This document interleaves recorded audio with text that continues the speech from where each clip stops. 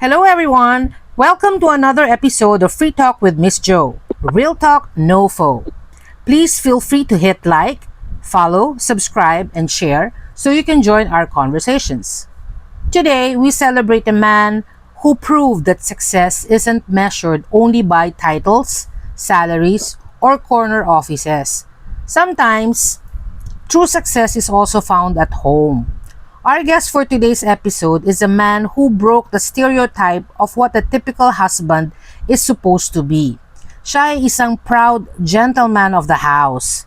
Let's all welcome our guest for today, Paul De Leon.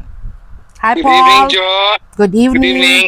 Mm, Yeah, and also good evening to your listeners. yes. Actually, mas sanay akong tawagin si Paul na Popo. Yeah. So, OG ba? OG. so kumusta na po? I'm doing good. And you? I'm doing great actually. I'm having a good time doing this podcasting. I'm actually enjoying interviewing people. Nagkakaroon ako ng reconnection with old friends, old classmates, o katulad niyan, magkakausap tayo ngayon, 'di ba? Yeah. Yes. Yan. So, Popo and I have known each other since college. He's the husband of one of my college classmates who was also one of my guests in the show recently. Yung ating retired flight attendant na si Melody De Leon. So, I'm excited to hear the story straight from you po. Kung yung mga challenges, mga lessons, and the meaning behind choosing a path that not every man has the courage and the balls to take. Kasi medyo, 'di ba, medyo hindi siya madali, I'm sure, especially for a guy, 'di ba? Lalo Yes, sa true. yes, lalo sa mga Pinoy dahil hindi ito ang tradisyon.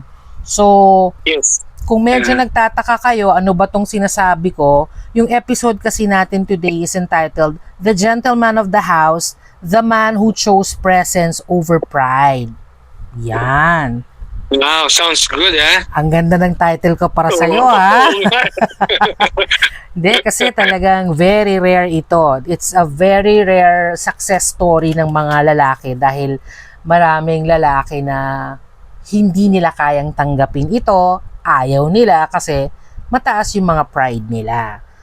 Agree. Yes. In other words, Popo took the role of becoming a house husband instead of a typical husband that everyone is accustomed to. So, before I move on to the, meron akong word talk kasi every episode. Our word talk for today is house band. Kasi yan nga yung topic natin today. Or house Yes. hobby para sa iba. A house band or a house hobby is an informal word or a slang for a husband who primarily manages the house and family responsibilities at home. So, society often imagines the typical husband as the family breadwinner, lalo na sa society natin at sa kultura natin dito sa Pilipinas. Pag lalaki ka, ikaw ang padre de pamilya, meaning ikaw ang nagtatrabaho at ikaw ang bumubuhay sa pamilya mo. Usually, it's the husbands who build success outside the home and provide for his family financially. But tonight's guest proved that success can also be found at home. Di ba po? Yes, agree. Yeah, through presence, sacrifice, and dedication to his family. Si Paul broke the stereotype and showed us that being a husband isn't defined by traditional roles, but by love, responsibility, and the courage to put family first. Paul, ikwento mo naman sa amin before you took on the role of becoming the gentleman of the house. You've worked before, right? Alam Yes, ko kasi true. noon, workmates kayo ni Melody. So, kwento mo muna sa amin yun ng konti.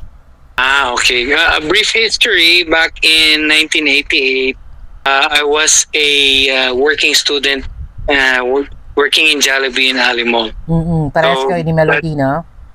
Yeah, doon siya na-assign as management trainee because apparently I kind of like detour with my course of study kaya hindi pa ako nag-graduate yung time na yun. Anong course mo po? Management graduate din ako, business management. Parehas din. Yun yung start off ng how we meet. And from then on, it flourished to a good Love marriage. story. Oo. Yes. So yun, so dun ako nag-start. Then after that, after graduating, I was bound to be trained as management trainee. Mm-mm. But better opportunity came about nung Melody told me na may job offer here sa Hong Kong. Mhm.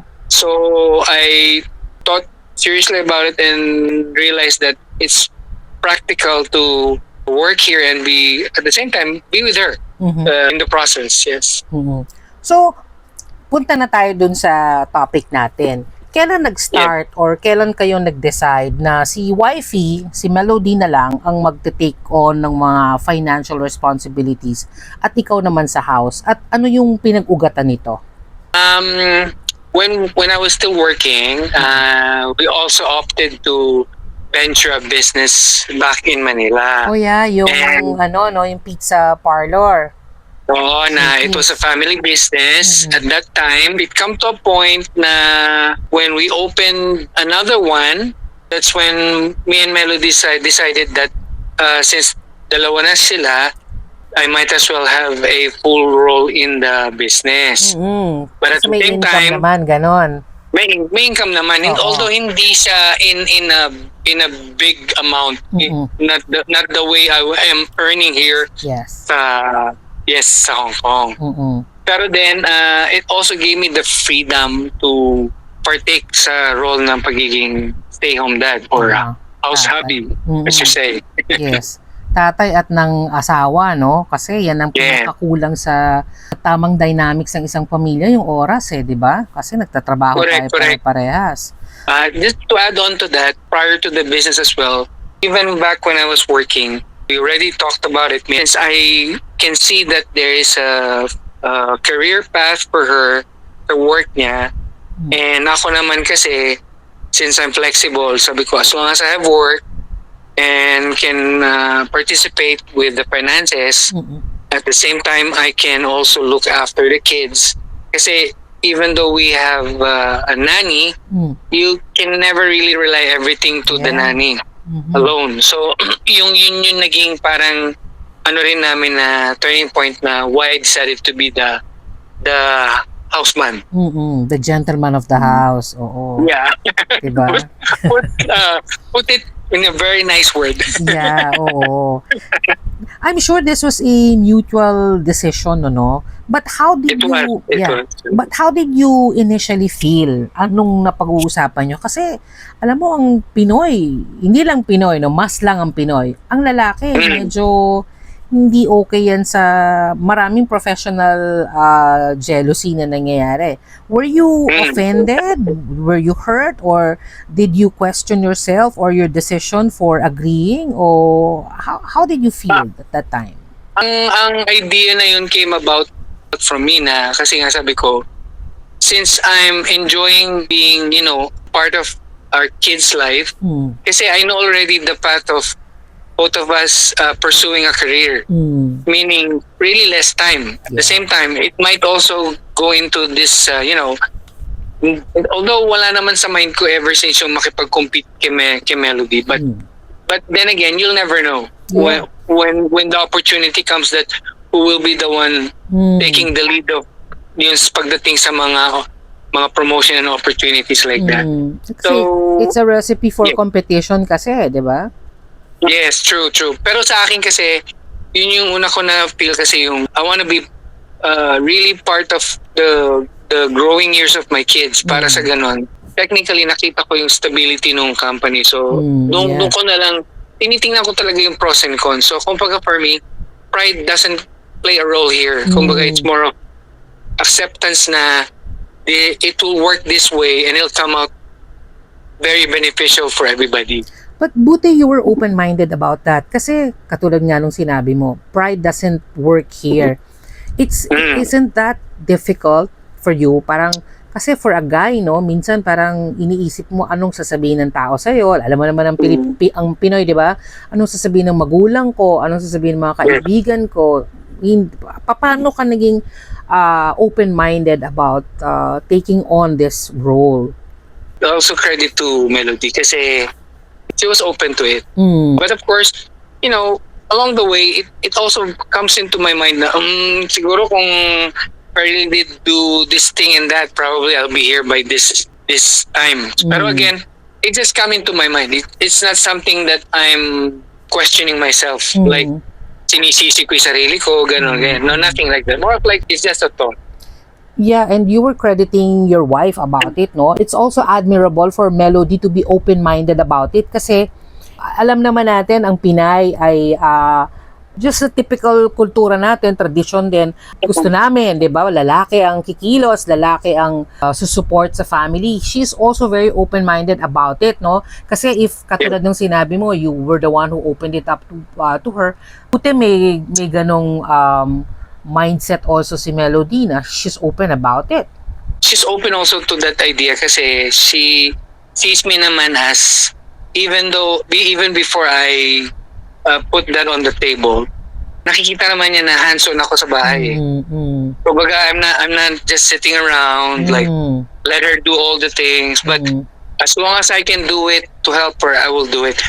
With the exception, on the cooking part. But I did learn a few things on cooking, but that's something maybe I didn't really give too much, Yeah, kasi you won't be able to be an open-minded person also kung wala ka naman din nakitang potential na pwedeng maging ganun ka, di ba?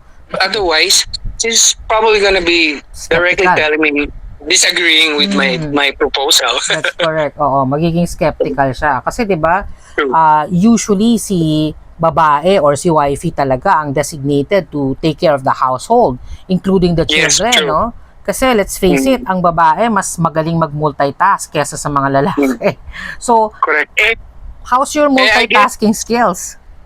Oh, that's a grade 8 triple A. Kaya pag si Melody nga pag nandito, she's the queen. So she's after work, coming from a long flight, even a short flight, when she comes home, she doesn't need to worry about anything kasi I'm around to assist her and help her help her.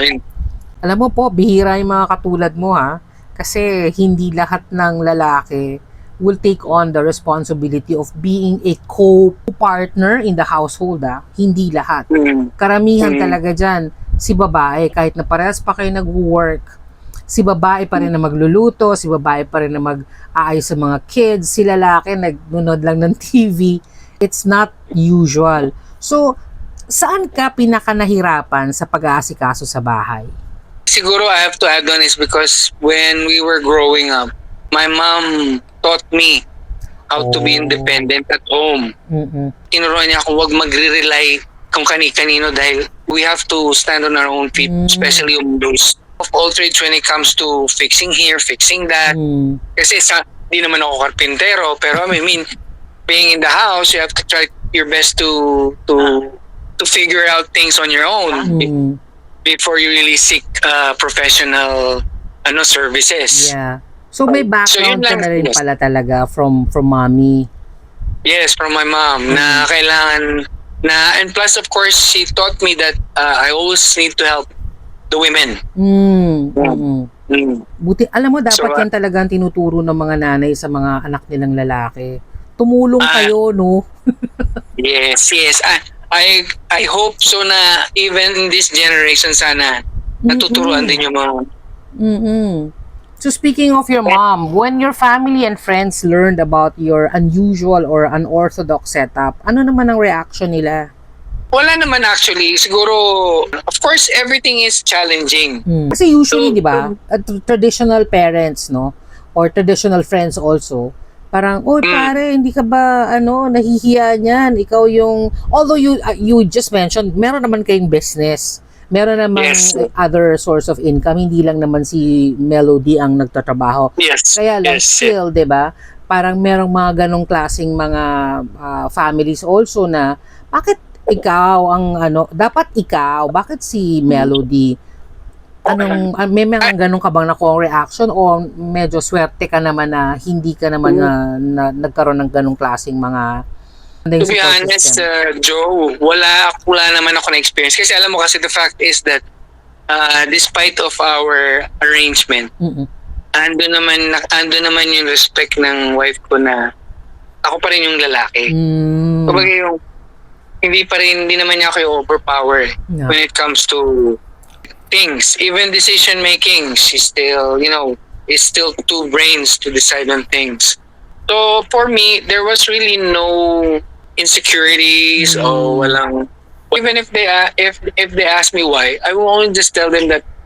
Wala kayong pakialam, buhay namin to. Exactly. Kumbaga, it's my business, not your business. Yeah, exactly. Anyway, hindi naman kayo nahihirapan, 'di ba? Ako, iba yung dynamics nyo, iba yung dynamics namin at hindi kayo mahihirapan dito at matutuwa kung sakasakaling ganito yung setup. Mm-hmm. So, at one point ba, did you ever feel na you need to trade places again? Na palit na nga lang kami ni Melody kasi 'di ba kinukwento ni Melody ang hirap rin ng trabaho niya sa pagiging flight attendant. Although mahirap din sa bahay, actually mas mahirap sa bahay kasi 24/7 din 'yan.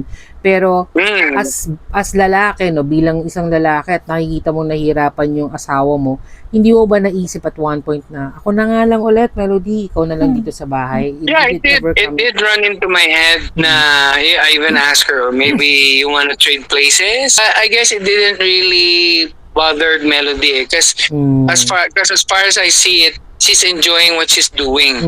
Yeah. So she's well and fine with our arrangement. The setup, no?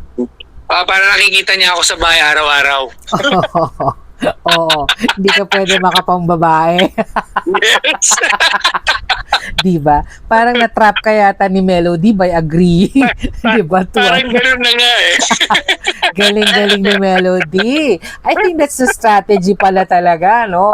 Para hindi makapangbabae si husband. Correct ka dyan. Diba? Ang galing. Hindi pala yung pahirap, style effect, style bulok. Entrapment nga eh. Yes. It's a good strategy. Dapat yan ang advice mo sa mga bagong. But you know, Jo, sorry It's okay. I'm also thankful kasi I guess because of the arrangement, there are those things that, may una naman kasi kaming nagkakilala ni Melody, she knows my character. And she slowly changed some of those until I adapted. Pero I'm also thankful kasi if not for that, maybe I would still be the same until now. If I was actually working in that manner, I'm thankful din sa kanya na at least, otherwise baka naging marami akong chicks left and right. It's possible. It's really possible. Yeah, possible, yes. Yeah, kasi when you're working, andyan ang temptation eh. Maraming babae, maraming opportunities, di ba?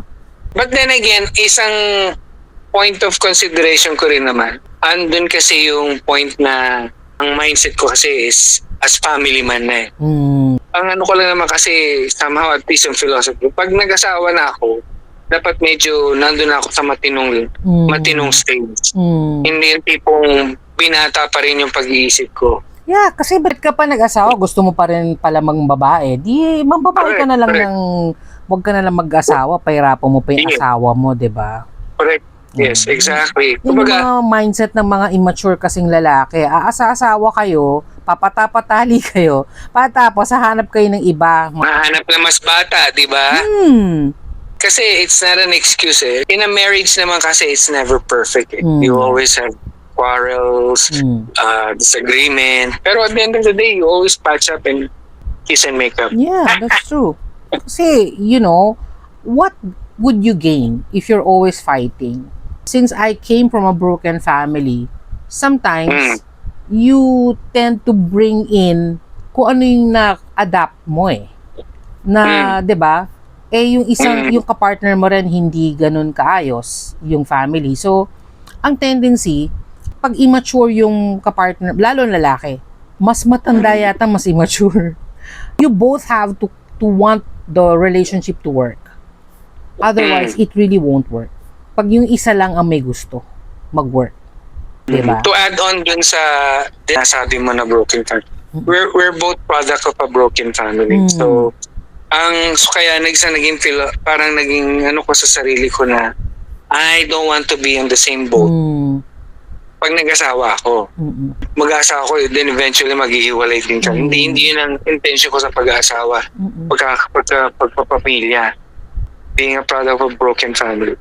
Ayoko mangyayari dun sa magiging buhay ko. Mm-mm. Kasi bali yun ang naging parang philosophy ko sa sarili ko. Yeah, kasi it's not really easy to be a product of a broken home. Kasi you will carry it with your relationships, either friendship, sa trabaho, sa asawa, or sa partner. Magdadalin mo yan eh. That's Yes, why yes. it's not also healthy na yung mga magulang natin nalalaman natin na broken. Hindi nga uso nung araw yung co-parenting eh. Dito sa Hindi. Pilipinas kapag, di ba, actually ngayon lang nauso ang co-parenting, sa Hollywood nga lang yan nag-umpisa eh. But Oo. previously, lalo dito sa Pilipinas, pag iniwan ka ng tatay mo, goodbye talaga. Good luck sa'yo kung meron kang may financial assistance or support ka, bihirang-bihira yon. Or Totoo pag yan. iniwan ka ng nanay mo, sa bagay, hindi naman kasi nung araw, hindi naman yung mommy ang nagtatrabaho talaga. It's the dad who works, di ba? So, Yes. kung nanay mong umiwan sa'yo, then, medyo okay ka financially, which is, what happened to our family. Pero kung Yes. tatay ang umiwan sa'yo, lalo na nung panahon nila, no, nung yung mga generation ng mga, anong tawag dyan, silent generation at yung mga boomer, 'di ba? Ang lalaki ang kumikita, so kawawa yung nanay, True. 'di ba? True. And that's why we as Gen X naman ayaw naman natin matulad talaga yung experience natin, maramdaman nila yung pain ng mga anak natin, yung pain na naramdaman natin. However, meron pa rin hindi sineswerte na nakakaranas ng ganon. Agree on that, yes. So, how do you respond naman to people who think that being a house band is easy? Kasi yung iba, di ba, sabi nila, oh, buti ka pa, hindi ka nagtatrabaho, wala kang iniisip na problema sa opisina, wala kang masyadong pressure. Mm-mm. Anong masasabi mo dyan?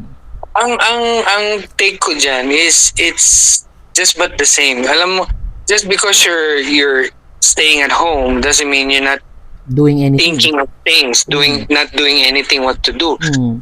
But totoo lang, on a regular day, every day, the moment I wake up, my head is already programmed what to do Mm. from the time I stand up Mm-mm.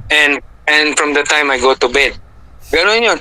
Kumbaga sabi ko nga, kung tutusin nga, mas pagod ka pa pag nasa bahay ka. Yeah, totoo. Kasi, and not unlike when you're working 9-10 hours a day, that's a straight one. Tapos na yun, after that day, wala ka nang isipin. Pag-uwi mo, So iba for me, hindi, yun nga, ikaw na nasabi mo na nga earlier na mas mahirap pa yung maging stay home rather than working full time. It's not easy. It's not easy. Pero the only perks you get from being stay home is you're your own boss. Yeah. Yun lang. Ikaw masusunod. Diba? You can eat whatever you want. You can watch TV while doing your work. Alam mo yon. True. Sa bahay ka lang, you can listen to the time. music. Yun lang ang masasabi ko na the one thing that differentiates you from being a full-time employee. Yeah. And plus, of course, yung rewarding is being them all the time. Yeah. So, yun lang isa sa mga bagay na alam mo na andun ka, nakikita mo yung growing years nila. Yung minimal lang yung nami-miss mo na that's only when they go to school, Yeah. meet with friends. Yeah, makikita mo yung first tooth nila, yung first haircut nila, magagabayan mo, 'di ba? Yung first day of school nila. Kasi ako I've always been a working mom, so hindi ko nga nakita yung first tooth ng anak ko, mabuti pa yung yaya ng anak ko nakita niya. Ako hindi ko nakita kasi I was working all the time. And when you are a manager of a bank like I used to be, laging may meeting yan, laging naka-meeting, laging may Ay nako, kliyente. sinabi mo pa. Yeah, so I cannot be home like early all the time.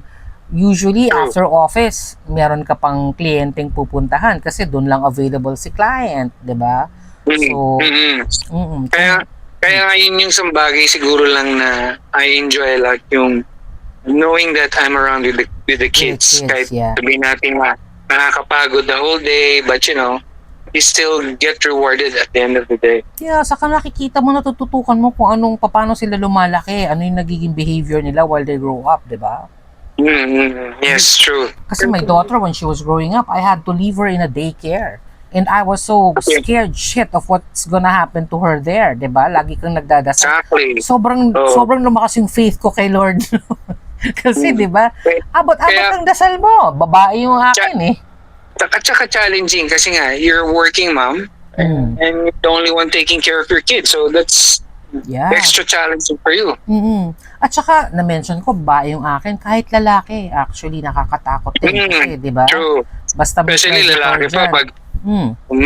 pag napabarkada sa mga masamang Yes, implemento. Exactly, di ba? So, pag may anak ka talaga, it's always scary if you leave them with other people kahit nga yaya, di ba? Kahit, minsan nga, kahit kamag-anak mo pa, or minsan, mas kampante ka na lang kung siguro kung nanay mo or kapatid Yes. mo. Pero minsan, mas gusto mo ikaw. Kasi iba pa yung influence 100%. nila. Yes, 100%. Correct. So, did you ever feel judged naman for choosing a role that breaks these traditional expectations? And kung meron man, how did you handle it? Again, to be honest, Wala I naman. guess because ako kasi yung taong parang ikaw siguro who gives a F, diba? Yeah. So, kumbaga, Oo. I don't really care if people are saying anything behind my back, which of Yeah. course I don't really hear anyone, but if there was, I don't really care about their comments or anything kasi Who cares? it's all about yung happiness namin as family. Yeah. You don't have to please them. You only have to Yes. please your family. Tama. Exactly. So, exactly. You're not feeding me, right? Yeah.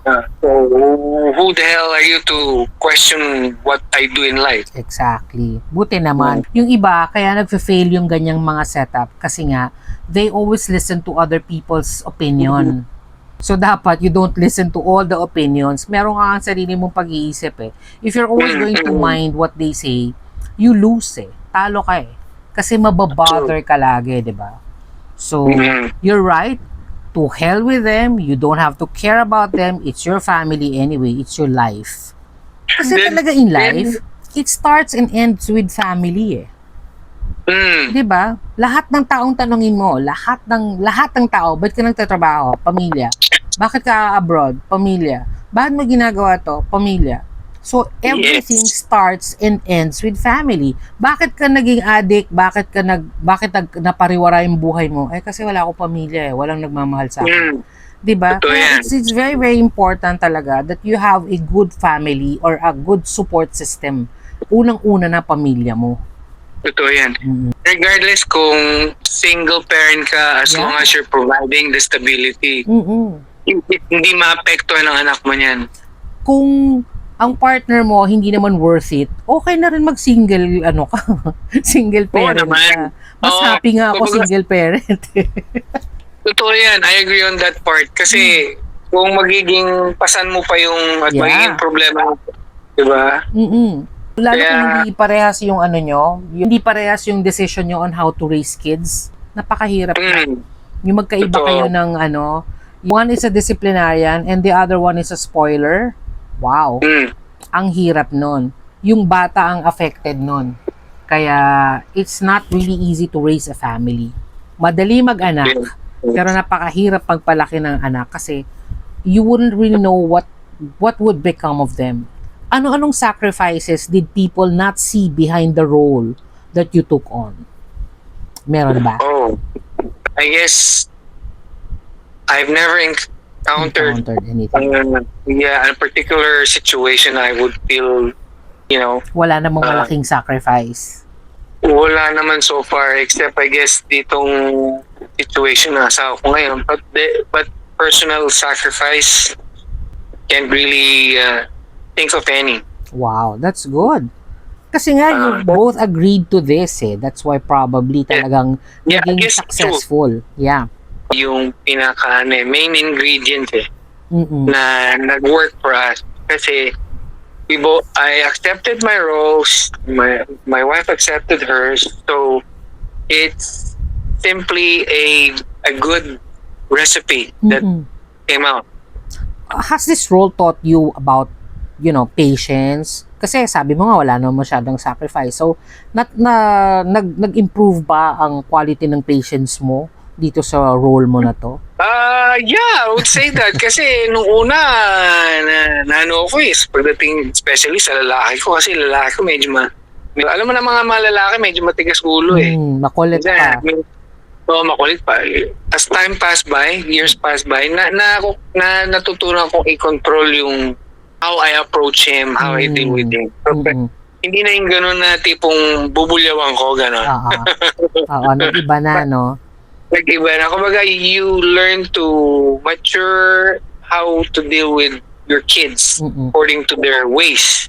You can only be the best parent you can be, pero you have no control over them. Exactly. So I wouldn't say it's perfect, but at least it's working. Tatanungin sana kita how this experience changed your understanding of masculinity and strength. Pero parang nasagot mo na yun eh. Parang it did not actually affect you in any way, di ba? Oh, kasi ang akin it doesn't make you less of a man. Yeah. Pag ginawa mo yung ganitong role, hindi ka na lalaki. Sabi ko nga sa'yo, yung respect ko naman sa asawa ko, andoon. Hindi naman, ganun din naman ang respeto ko sa kanya. So, hindi ako hindi ko feel na maliit. Hindi ako naliliit sa'yo. So, kung ganun na situation siguro, and I'm hoping every man hopefully are listening to your podcast na they would try to understand yung setup rather than the pride, diba? Yeah, set aside the pride kasi yun ang, alam mo yun siguro ang naging maganda sa inyo. There was really no pride in it. Tama ka. Kasi pagka na pumasok yun, dun mag-uumpisa yung competition nyo eh. Dun mag-uumpisa yung gulo. But since there was no pride and there was acceptance on both parties, it became successful. So, which part naman of being a husband brought you the most pride? I guess the number one greatest feeling for me is the love coming from my wife and my kids. Kasi they themselves know our arrangement. Yet, respect-wise, I get from all of them as being the man of the house. I guess yun yung isang magandang feeling ko na on a daily basis na they know I'm their father, I'm the head of the family, and that's more than enough for me. The respect that I'm getting from them. So yun ang pinaka good feeling na feel ko on a daily basis. You know what? One thing that is so nice is that Melody did not see herself as the boss or the man of the house. Kasi may babaeng ganon eh. Kapag siya yung career person, siya yung, di ba? Siya yung nagtatrabaho, siya yung it would make you feel a little bit parang insecure because of what she does. But because she did not do this and she still respects you and still looks at you as the man of the house, kaya ito naging recipe for success. Tama? True. Kasi nga, Jo, I guess yung magic word na love L-O-V-E, that's the main, sabi mo, yung recipe, di ba? Yun yung pinaka-main ingredients na it will work regardless of the situation. Kasi kung wala talagang love on both sides, hindi mag-click. Hindi mag-click. Yeah. What has being present naman for your family taught you about love and responsibility? Kasi nandyan ka lagi, di ba? Ikaw talaga yung ever-present. Andyan ka para kay Melody, andyan ka para sa mga kids. What has being present for your family taught you about love and responsibility? Unconditional. Is to give that unconditional love without boundaries. That's something that taught me. Kasi siyempre when being a product of a broken family, may boundaries ka nung habang lumalaki ka eh. Yeah. Pero when you reach the point na nakita mo na things are doing well with you, and with your family, yung unconditional love mo nandun na, yung wala nang if but no, parang gano'n. Since everyday, di ba, nandun ka sa bahay, ano yung, what's one small everyday moment at home na very meaningful sa'yo? When my wife comes from work, it's as long as I see her happy, makes me happy. Yeah. That's something that makes me real feel good. Seeing my kids coming back from school, and I can see them happy, makes me happy too. Kasi kumbaga, it's like a magnet na naapektuhan kapag nakikita mo yung mga mo loved ones mo.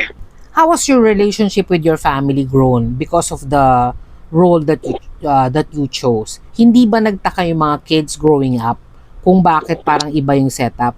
I'm sure kasi nung nag-uumpisa kayo, nung kids pa sila, hindi nila mapapansin yan. But when they started going to school, there was, comparison. Oh, bakit ganito? Si mami, ganito, ganyan. Wala bang ganon? Hindi ba sila nagtanong? Hindi ba sila nagtaka? At iba yung setup? Yung setup kasi namin, probably when my daughter was 15, 16, and my son was like, malaki na. Na alam naman nila na before that, I am a full-time employee ako. Tapos, nung naman nag-decide na kami na gawing gano'n ang setup namin, me being the husband, ando na yung business. Kasi, even before na nag-work ako, the business was already ongoing for the last, I think 6-7 years. So, when I took over, ando na yung business. So, alam naman nilang I'm busy also. For them, it's like, okay, one parent is at home looking after us or overseeing us. So, one parent is better than no parent at all. At saka isa rin pala na that was the time also we decided we no longer need a helper because I'm around at home and I can do almost everything except for the cooking. Looking back, would you make the same decision again? And if ever, bakit? I believe I will do the same thing because for the purpose of that, I don't hold any kind of personal interest on my own. I would seek and make it happen for myself. Saka effective. Pero of course, yes. Diba? Effective naman eh. So, palagay ko. Yeah, it works. Kumbaga, not unless if it's really like, creating animosity sa environment or then maybe I will think twice na maybe I should the other way around. Yeah. Sa tingin mo, yung society natin now is becoming more accepting of men taking care of the home? Sa generation ngayon, I think I would say yes. Kasi with the influence din naman, alam mo naman tayo, we're always influenced by the Western culture.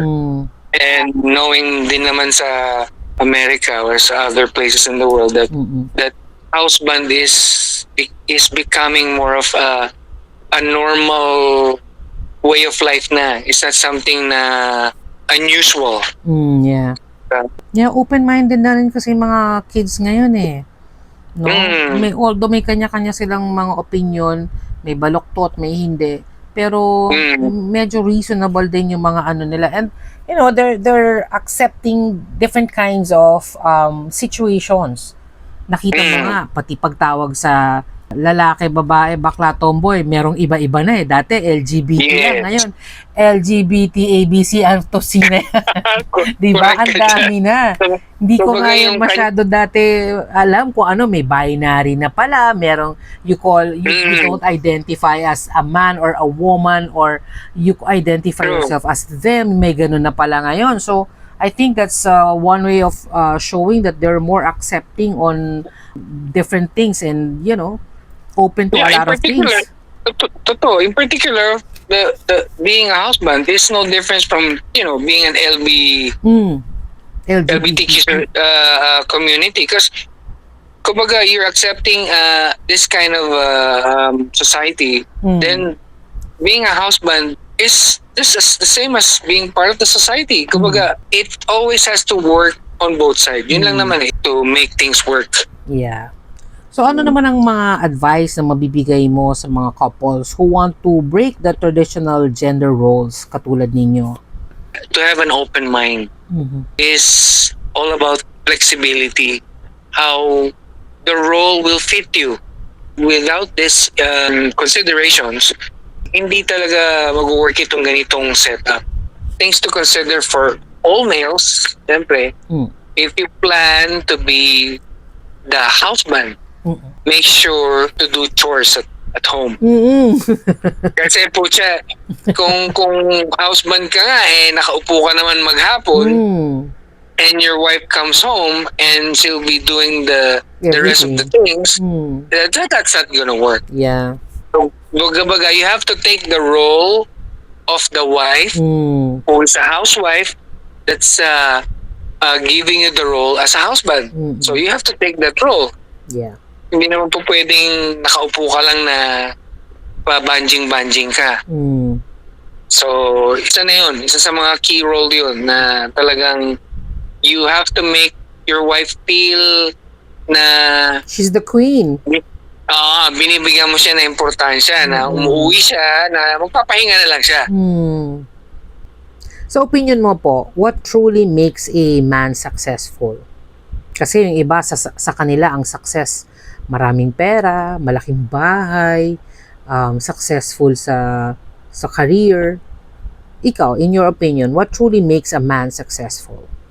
Kasi yung na-mention mo nga is career, money. Yes, money is important, right? Yeah. But then, hindi mo naman kailangan too much eh. You just need enough. For you to Ngayon, survive, alam mo, no? Yeah, alam mo na on a daily basis, you're okay. You don't need to worry. Mm. Ang mindset ko rin kasi hindi naman on material aspect. It's more of, as long as you see yourself, you have enough, and you're happy, that's more than enough that you That's can more have. than You enough, don't yeah. need to seek any more than what you have. Mm. How important is teamwork in a marriage? I guess yan ang number one top of the list. Mm. If you're reversing role, Mm-mm. teamwork is essential tool. Kasi in any situation, mapa sports, trabaho, bahay, pag walang teamwork, you'll never able to achieve your goal. Mm-mm. Parang kami ni Melody noon, we're not aiming too much, we're just aiming the right level of success Mm. and comfort. Mm-mm. Dahil because we're on the same page, so achieve namin yun. Even when Melody decided to retire early, we were good. I mean, I feel good for her because we're okay. Mm-mm. Without teamwork, there's no backbone. Yes, hindi ka magsasucceed.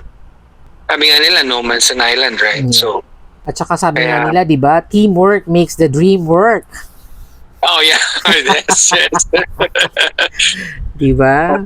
Sobrang True. ano yan. If you have, in any aspect or in any field, Yeah, situation, yes, in any in any field. situation, yeah, mapa sports, mapa sa office, mapa sa marriage, mapa sa friendship, teamwork Yes. makes the dream work.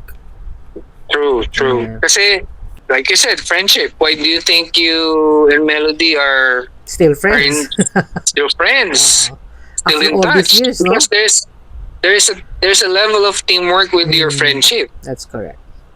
Last question po. What has been the greatest reward of choosing family over expectations and over a career outside the home? Kasi career mo rin to eh. Kasi Totoo. 'di ba you have a very successful career taking care of the home. My greatest reward is over 30 years of marriage. Oo nga, 30 years na kayo, no? Hindi lahat Yeah. tumatagal ng ganyan. Yes, we're actually running 34. Imagine mo. Tapos, 'di ba, So- aside from that, you were able to see your kids grow up. Yes, just knowing that I'm here supporting my wife, supporting my kids. Outside the home is more of like an extra. More than enough what I have at home. Naku, thank you very much po for sharing your story and your honesty and yung It's my pleasure experiences mo. to to partake on your podcast. Salamat. I'm sure may nakaka-relate sa'yo today dahil hindi lang naman ikaw ang nag-iisang nag-decide to be the gentleman of the house. Marami nga dyan, wala nang ang trabaho, hindi pa tumutulong sa asawa niya sa trabahong bahay. Instead na bumawi na lang sa pagtulong sa bahay, nagiging problema at perwisyo pa sa asawa at mga anak. Usually, Correct. usually kasi this is because of too much pride. Katulad nga nung sinabi mo kanina, pag gusto nyo ng reverse roles, walang pride. Actually, kahit na hindi reverse roles, dapat pagka mag-asawa na kayo, pride shouldn't really get in the way If there is too much pride, kapag alam mo na mas magaling talaga or may mas magandang opportunity si wife kesa sa'yo, diba, you give that opportunity a chance. Just to add on, kasi ang sa panahon ngayon, everything is of equal footage na In fact, if given the opportunity, I would probably agree na maybe women are better leaders than men. Yeah. Kaya today nagkakaroon minsan ng professional jealousy, di ba? Kasi nga, yan, yung pride at saka yung ayaw mong pagbigyan yung asawa mo na, para sa akin, yung mga ganitong klaseng lalaki kasi ay mga duwag at walang balls. Diba? Let's face it. I don't mean to offend anybody, but in many instances, sa mga magpa-partner o mag-asawa, mas magaling talaga ang babae sa maraming bagay Diba? Totoo naman yun. No argument. Yes, that's really true. So, kung magaling sila, dapat nga proud kayong mga husbands na nakakuha kayo ng magaling na partner.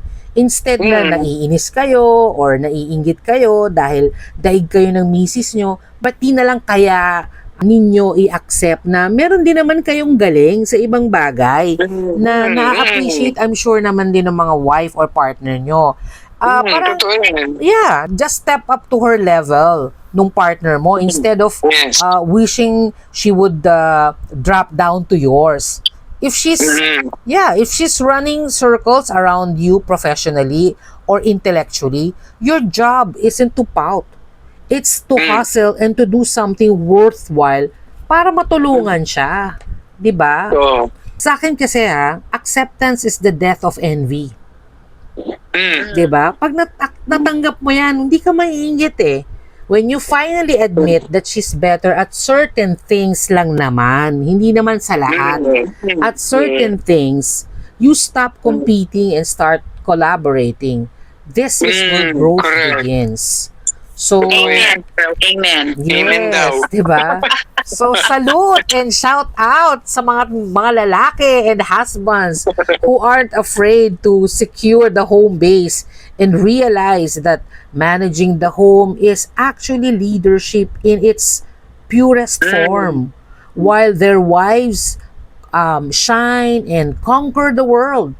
That's what we call teamwork and true partnership, diba?